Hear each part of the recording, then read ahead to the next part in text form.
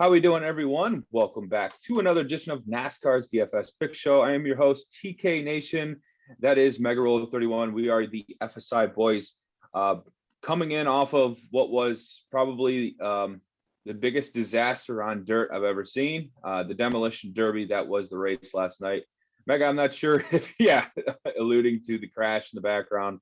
I don't know if you caught the end of that race, but very tilting. I was winning all the money with basically every car inside the top 15, and Derek Kraus goes on a wrecking spree. The next three cautions were all caused by him. He wrecks Austin Williams' self, he wrecks my lineups, then he wrecks Stuart Friesen, then he wrecks everybody else's lineups, and then he wrecks, 3 or 4 Tyler Ingram, and Tyler Ingram didn't have a good time with that, and he took him for a ride around the entire 3 and 4 turn.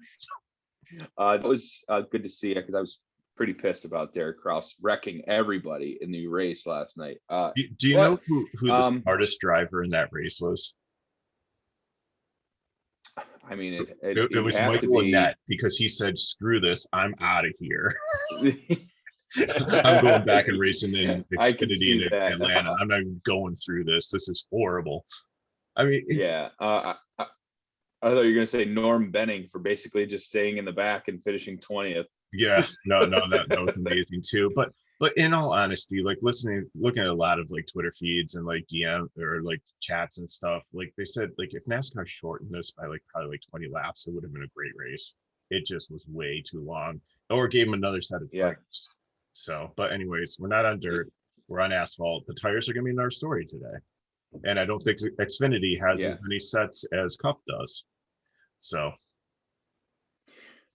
yep, we are at Atlanta Motor Speedway for the Credit Karma Money 250. We have 163 laps, old tire wear track. We know this one well. This is right in our wheelhouse. We love these intermediate tracks with tire wear. We have a list of favorites that we typically play. We have a starting lineup before this race, so we have data that we can, we can rely on. And we had a race at this track with these drivers this year. Exactly. So we have all kinds of stuff to talk about today. So let's get into it. We have, the man on the pole, the man on a mission. That's Kyle Busch. How many races will he win before he inevitably decides that this is boring? I don't know. This could be a swan song for Xfinity, though. He did say so. Yeah. He might be. This might be his 5th and final race. I think you get 5 for each series. I think this is his 5th for the Xfinity Series. He's already got 100 wins in each series, so I could see this being his last. Yeah, this is definitely his last for the season, at least. At least for the season, yeah. Kyle Busch 14K. You're gonna have to have builds with and without. Yeah, that's what I'm planning on doing. It's not as egregious when he was like 16K, and I think he was even 16.5. He was like higher than this. But I think because he's starting on the pole, the DK realizes that if he does slide back and doesn't win this race, that you could lose some points. So with that inherent risk, I think they gave us a little bit of a price discount, if you can call 1,400 or 14,000 a price discount. Yeah, exactly. I'm probably gonna be a Kyle Busch guy in cash. I think that's probably a wise decision, given the pole position, the car, and obviously all the experience in comparison to the field. Like the guys that are just kind of skip ahead. The guys that are doing place differential, their equipment isn't as good as I'd like it to be, and there's not like a John Hunter Nemechek starting in like 37th. So I think it's easy to fit Kyle Busch in 14,000. And I'm saying John Hunter Nemechek just because of a metaphorically example. Like there's no one that I think is going to finish in the top 5 from the 30-something position like you would see John Hunter do in the Truck Series. I know it's in the Truck Series. I'm just clarifying for all our listeners out there. Yes. You're in with Kyle Busch fades and Kyle Busch plays. I think that's smart. Daniel Hemrick in the second position here, another Joe Gibbs car. He's been good on these tracks, but he only had 11.6 average running position. It seems like he's never going to win the race. I don't see a scenario where he gets around Busch to lead early, and there's so many other guys that I think could get around him to lead. So I think he'll have a good race, probably a top 10, but 86 isn't bad, but I'm GPP, but I'm not gonna consider him. I think he's got very low ownership. So if you're doing like a 20 max tournament, you want to throw him in one of your lines, fine with it. But other than that, no interest. Same. AJ Allmendinger, 10-3. This is a hard one. He struggled at Atlanta a little bit last time. He only had a 19.8 average running position, but that's when he was like just starting out in Xfinity full time here. After that, he kind of hit his stride and did really well. Homestead, 5.4, Darlington, 5.3, Texas, 6.3. These are similar tracks that I compared to. Charlotte, 14.4. So, I mean, that was a little bit of an outlier there. But overall, I think he's a good GPP pivot. But again, I think I like him much better than Hemrick, definitely. But he's not one that I would like throw in a cash lineup or a primary GPP. But if you're doing multi-entry, yes. Yeah. I kind of have the same sentiment. I'm not really too high on Hemrick and Allmendinger. This next guy I am, that's Austin Cindric at 11K. He is probably racing for championship this year, and he does fairly well at this track. And I'm definitely gonna have shares of Austin Cindric. Yeah, his speed composite ranking out of all the tracks is ninth. He was 14.3 here in Atlanta, but again, it was early in the season, but had like really, really good numbers at Homestead, Darlington, Texas. His composite average outside of Atlanta was 4.8 running position, which is outstanding. And I think, when I'm going to split my cash, I'm going to do a Kyle Busch half, and then Cindric will be the centerpiece of my other ones. Yeah. Next guy up is Harrison Burton. I think we both like this play here, 9K. If you take out the 26.9 average running position in Homestead, because he had some issues there, he is by far actually even higher than Busch, because Busch comes in fourth. He is the number one composite average running position. This is a good track for him. He does well on tire wear tracks. And, yes, he does. And the price is nice at 9K. So, and you can fit him in a cash lineup with some of the punts down below. It's not super pretty, but I think you can get him in with Kyle Busch and another guy that's coming up that we're going to really like also. This is actually something I've been thinking about. I might throw like $20 on him to win today. Yeah. I think he's going to have some pretty decent odds. In fact, I might check those odds right now just to get a good look here, because looking at the speed charts, like you said, he hasn't won this year. Thank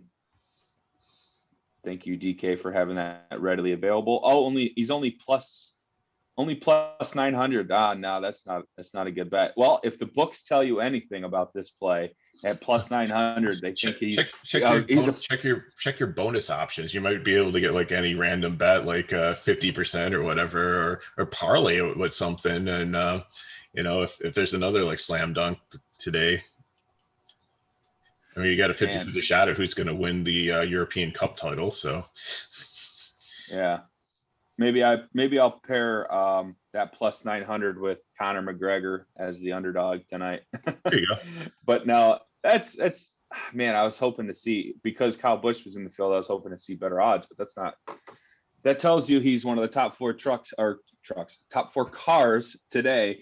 Right. So we like Harrison Burton. Certainly going to be using him in some high dollar lineups for tonight. The next guy who I said was the smartest guy in the truck, he's starting way too high up here. I'm out on Annette. It's a good car, but I could see a top 10 finish maybe, but with this field, I'm not. With him starting sixth, like I'm out. So Annette, he's not consistent enough for me as well, even at that 7,200 price tag.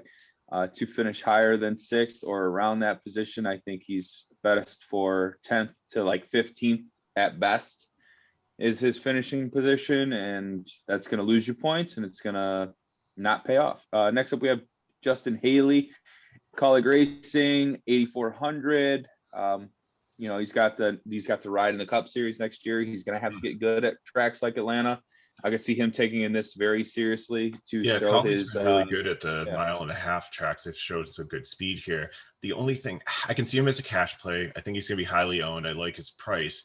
The only thing that kind of scares me a little bit is how is he after that Pocono crash still? Like, is it in his head at all? I mean, that was a hard crash. Very hard hit. And it was a road course last week, so it wasn't like this. He hasn't been on a speedway since. I think his overall numbers look really good, though. His speed, his finishing overall position, his average run position.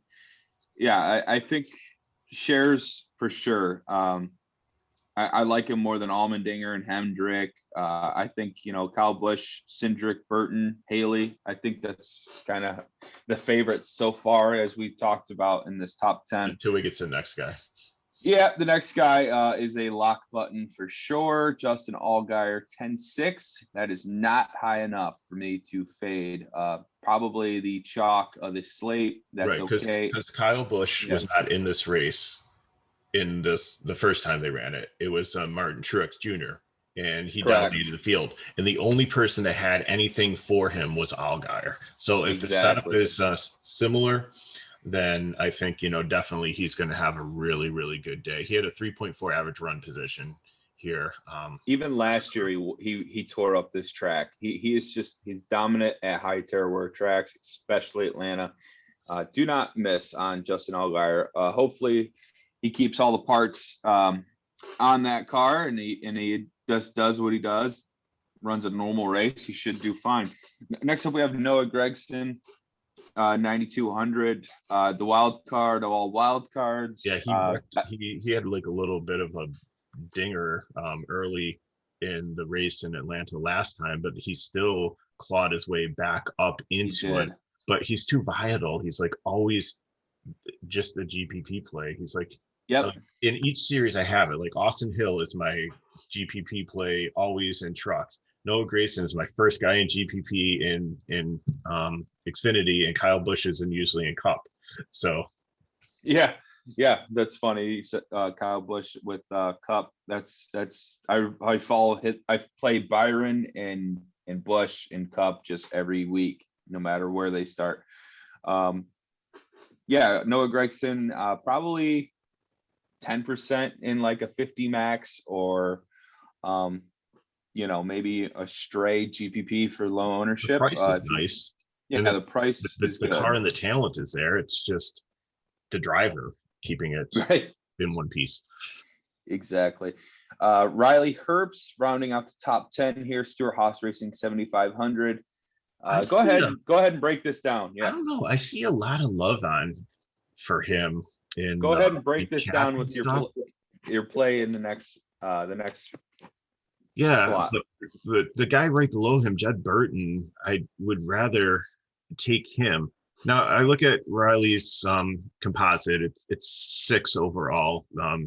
Jed Burton is 12th, but Jed, if you take out the 25.7 outlier in Texas, then that vaults him up to 8th overall. So they're very, very close, and I'd rather take the Collie car over the Stewart Haas car. So I kept on like reading up and checking to see if I'm missing something on why the Riley Herbst love, but I don't understand it.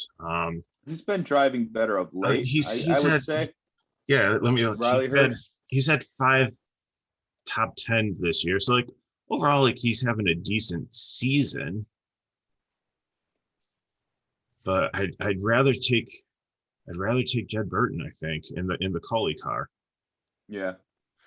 I would go that route as well. I think you could play both in a 50 max. Jed Burton has a 0% DNF rate this year. That's amazing. Out of 17 races, he's finished all 17. That is simply amazing. And his average finish is 11.4 compared to Haley's 18.6. So laps led 91% to Burton, 0.87% to Haley. I mean, it's 22 to 19, so it's close there. But Haley or Herbst? Or sorry, Herbst, yeah. Yeah, okay. Yeah. Yeah, Herbst, yeah, he has volatility attached to his name. And he's no great late. Yeah, they put exactly. Him in, yeah. He's just in a worse probably vehicle.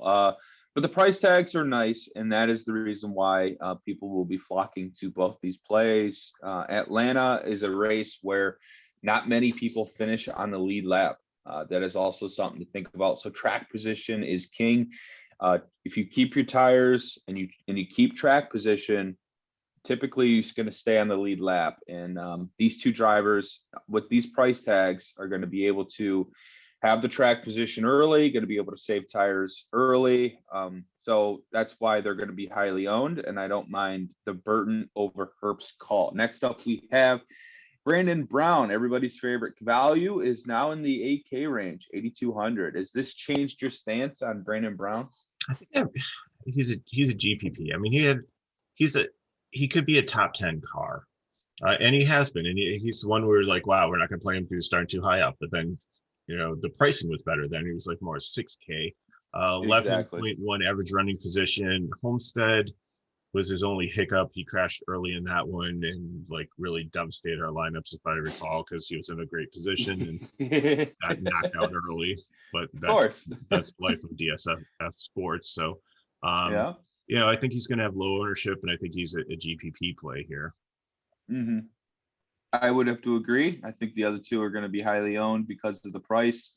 I don't mind them. It's just not in an optimal favorite lineup for my not in an optimal kind of position for me to like.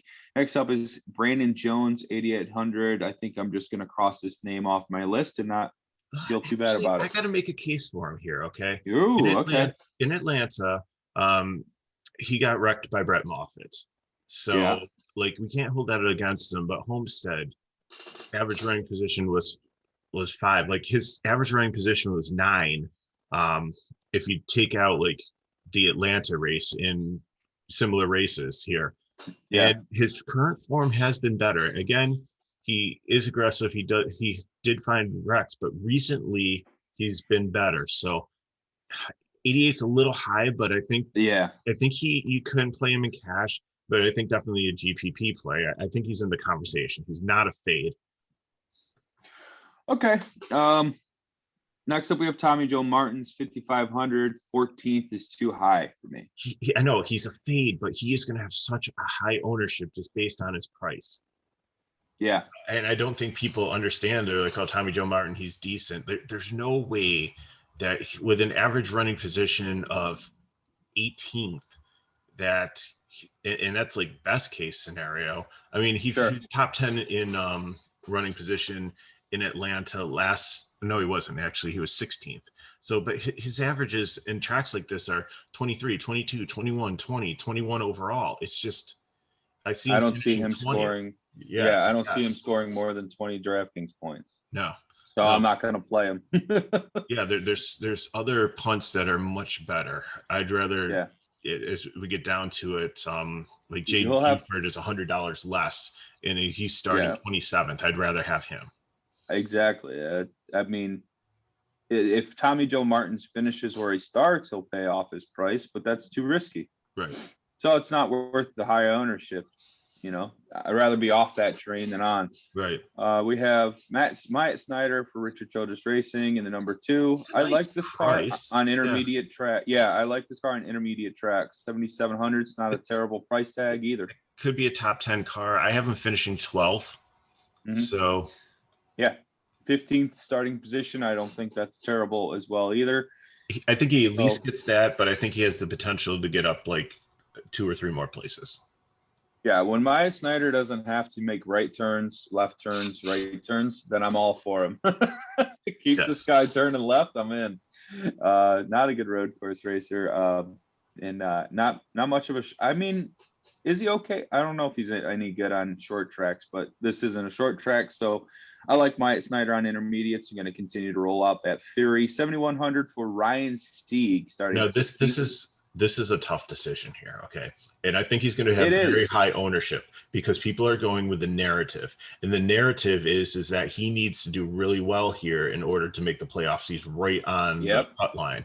However, in order for him to do that, it means that he will probably try to go for stage points over winning the race, which, you know, it really, I think, might hurt him. So he might get into swing for the fences and get in a bad pitch strategy, which he does. So he's always does. He's a GPP to fade for me, but I think a lot of people are thinking like he's going to try to get up there and win this race and have a really good one. So what I do like about Sieg is the price tag though at 7,100. It's kind of easy to fit in my lineups. I would rather play Snyder and Jeb Burton, and I even probably want to play more Herbst than I would Sieg, but yeah, so Sieg could be a part of some GPP strategies in the 50 max for me. So hopefully he does well, finish where he starts, and yeah, I'd call it a success for his value. Next up, we have Alex Labay at 6K and Josh Williams, everybody's favorite after we basically killed this guy's career. I think they're both fades here. Yeah. Starting way too high up. It's not a road course for Labay. Yeah, Labay, I am out.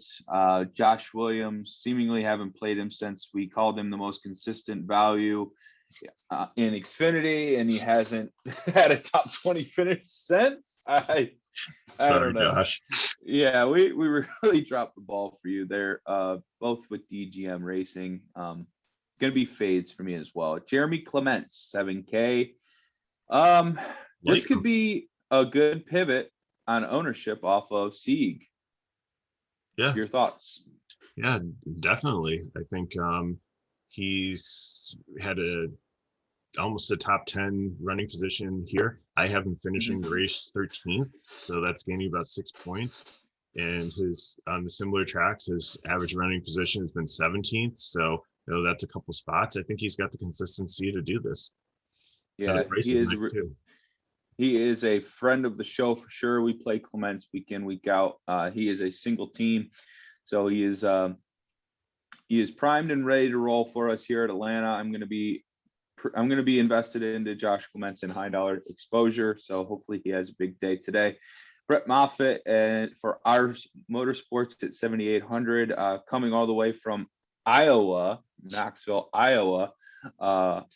So maybe he has got some I don't know, time jet lag or possibly he wrecked no experience for the track yet. He's a GPP to a fade here. I know that this is all his eggs in one basket, even though he ran the truck race last night. Yeah. But I think that if he fits in your build, okay, but like save $800 and take the guy right above him. Yeah, I'm out on Moffitt. I'm not playing him coming off of a long distance travel. Going to be a late night, early, morning for him. So I don't know. I don't like the equipment as well. Next up, we have Landon Castle, 6,800. There might be some interest here. Yeah, he's the price tag. Finish where he started, maybe gain a couple of positions. There are some guys that are much cheaper, lower on down, that are probably the same equipment, same type of driver that could save you some money and get about the same results. So don't hate him, but I think he's just a little bit below 4x for value, and that's what I'm looking for. Try 4 or higher, at least. Yeah. Next up, we have Sam Mayer. Interesting story here. He is in the 8 car. Not Josh Berry, who Josh Berry is in the field racing for Jordan Anderson. So do we like this 8 car with Sam Mayer? I don't know. He's a very talented driver. He just needs some reps. He just needs to get out on these tracks. Yeah, very young. And I think he's somebody that's really going to explode next year. He really hasn't started off to a great start. He's wrecked his first 2 Xfinity races. He's talent. He's got the car. When everything comes together, it's going to be amazing. He's not like like a Ty Gibbs where you just throw him right out there and he's just competing for a championship, even though he's not competing for a championship, it seems like. Or Barry, the success he had, I really wish, I know they committed to Mayer and everything, and I really wish they probably kept Barry in this car and figured out something else for Mayer, because I think he'll get it eventually, but I just don't think he's ready yet. But today could be the day he puts it together. You never know. Well, Josh Berry's first race at Atlanta with the 8 car ended up with him, jumping 8 feet into the air after hitting the infield. So that's what I expect Mayer to do today. some yard work based on law of averages. But hopefully the change of equipment for Barry does well for him. Mayer, I'm not so sure on. 9,400 is too much for me to find out. I think he's being very highly owned though. So yeah, probably going to be a good fade for me then. Mason Massey, the next 2 guys are the worst 2 plays on the slate. Just move on. BJ McLeod Motorsports, we have Mason Massey and Matt Mills. Moving on, total fades, don't play. Santino Ferrucci, 8K. I'm assuming this is some type of Formula One or yeah, he raced like Ferraris, I believe. Ferrari, yeah. He's had 2 races that are kind of comparable to Atlanta, and so like with a high tire wear track, like a 15.8 average running position, but then his other one was like 32. So I mean, he's got a lot of potential, and I think he's more ready for this than Sam Mayer. The equipment is average, not horrible. So at 8K, I think he can be a cash play, because I have him getting up into the top 20. So with like a ceiling of 15. I like that discount over Mayer. I think I found my pivot off of him, and that'll be Santino. Carson Ware, Green Light Machine. Green Light Machine Racing, 4,700, 26th starting position. He's I think a GPP play, just only for the price. That's super cheap. Right. I would take him over Massey or Mills, just with how Cody has done in this car. So, right. And yeah, that's Is this his little brother? Yeah. I don't know if it's older or younger. It's somebody in the Ware family. I think it's younger. Yes. Okay. I think there's a lot of brothers in there, but yeah, that's a big family, big racing family. Next up, we have Jade Buford, probably a guy I'm more interested in this price range. Big Machine Racing, 5,400. Yeah, I think he's going to be one that we hope finishes where he starts. 54 can get you some of the guys that you're looking for, and more reliable than some of the other cheaper punts. So borderline cash, definitely GPP, probably medium ownership. Good call on that. Perfectly said. Josh Berry, 10K. This is probably the biggest misprice on the slate, but I think it's a bad misprice. I am not paying 10K for Jordan Anderson Racing. He's gonna be one I'm gonna pair with Cindric in my alternate line. You love Josh Berry. It's not because of the name or the number. It's like the perfect. It's got my last name and my favorite number, and but exactly nothing to do with this. Yeah. Okay. No, but you got to look at it. Okay, if you didn't do the yard work in Atlanta, and I know it was better equipment, 14.8 average running position at Homestead, 8.4 average running position at Darlington, Texas, which is not a huge higher wear track, 11.9, 18.4 at Charlotte, which is kind of intermediate tire wear. So you have like 13 average running position. This guy is starting 28th. I know it's 10K, but he's got to at least make it into the top 20, probably flirt with the top 15. This is, even though it's Jordan Anderson more racing, than I think it's top an 20. I think it's like an old, like used car from Junior Motorsports. So like the equipment's sound.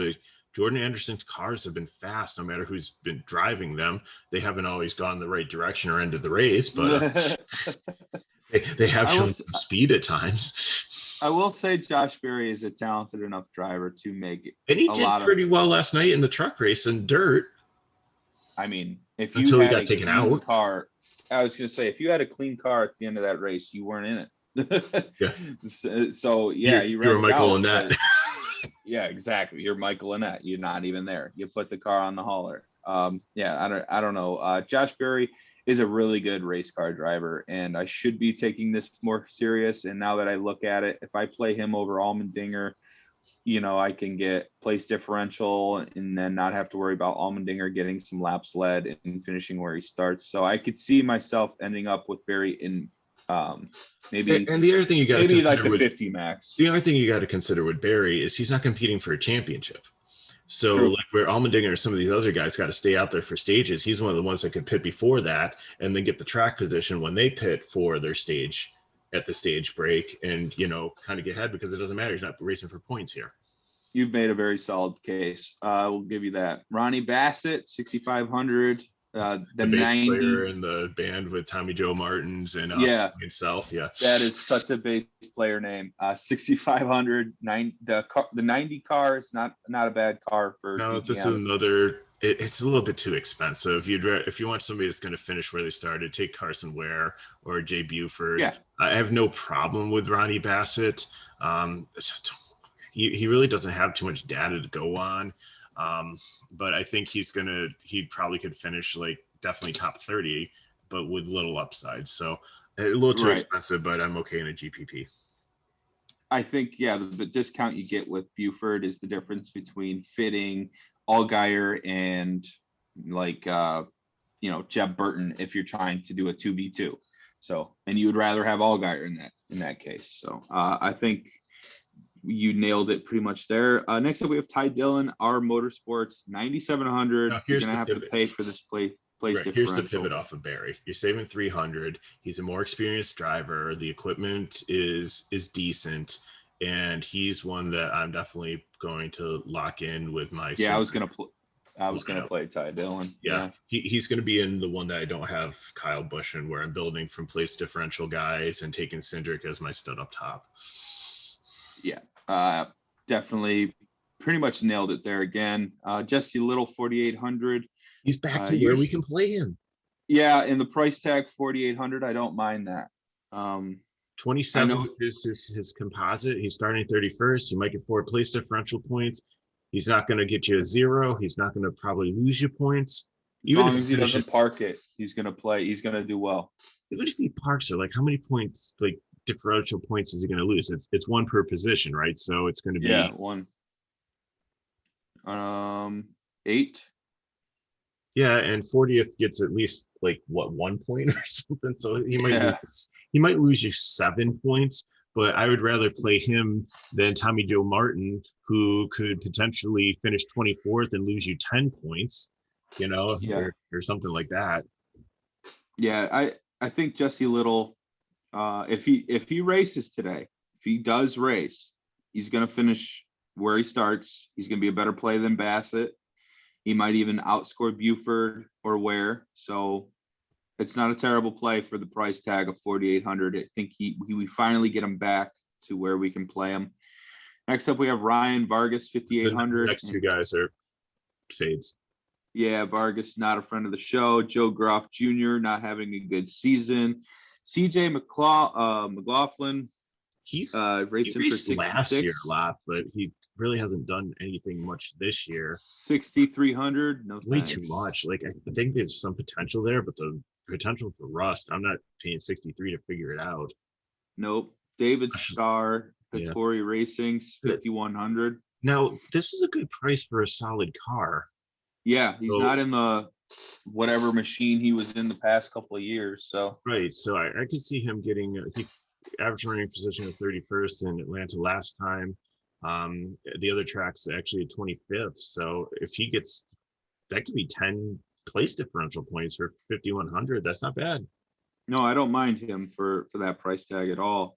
Next up, though, we have probably the favorite value of the slate. Yes. That is Colby Howard in the 15 JD Motorsports, 6,100. Yeah, just because he had a bad race on the road course, definitely reasonable price. I have him finishing 25th, 11 place differential points, 28 DK points, and a 4.62x value. So definitely like. I can count 10 to 12 cars he can pass that are ahead of him. So I'm going to play him at 6,100. Next up, they almost had me on Jeffrey Earnhardt. If I'm he in. was like 6,300 or Yeah, I know. 6,500 or And less, that's the I would thing be like, okay, I can with the play Jeffrey builds. now. With the builds, if people are going like Allgaier, Burton, and Bush, you can't fit him. Yeah. He's just a little too expensive. So it would make you like, pick and choose in your lineup to get him in. But I think he's a great cash play here. Looking at his data, 19th average running position at Atlanta last time, 25th overall for similar tracks. I'm finishing 23rd, 14 place differential points, almost 33 DK points. I like it. I'd rather play Castle and or Castle? Jeremy Clements. Jeremy, if I can fit 7K, then I'm playing Jeremy Clements. Yeah, yes. And if I have 6,900 I or agree less, with that. I have Clement at 36 DK points. I have Castle at 26. So, but I just don't like. I just find reasons not to play Jeffrey. Okay. I'll give it to you. That's what it is. All right, next up, a guy worth mentioning, and that's Kyle Weatherman. 5K. This is going to be expected chalk. Would you agree?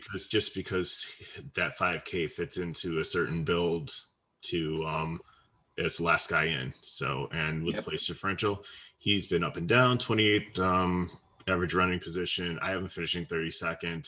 I have him getting 15 DK points, but it's better than a 0. So yeah, I think he's perfect for that last guy in, and he might be chalky in some contests, maybe double ups. So I think that's okay. If you want to throw up a block on Kyle Weatherman, that's fine. You're not going to lose much. He's starting this far back, so feel free to do so.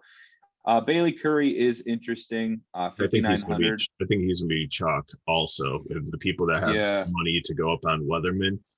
He had an average. He was running top 20 last time in Atlanta, and besides, at I think it was Darlington, finishing having like a 39th. Like his average running position is definitely up there. I've been finishing 30th, and I think he's got potential to get up above that for 59. That's a great play. Yep, I would agree. We have Greg Galding. No.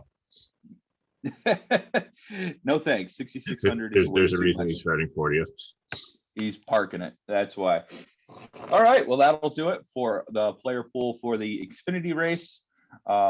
You guys, thank you for listening in for the first 2 shows of the weekend. We have NASCAR Cup coming out later tonight or tomorrow morning. So stay tuned for that. Like this video, comment below. If you have any questions, you can find the Discord in the link on our Twitter handle at FSI_DFS. I am your host, TK Nation 47. That is Mega Roll 31. And thank you for listening.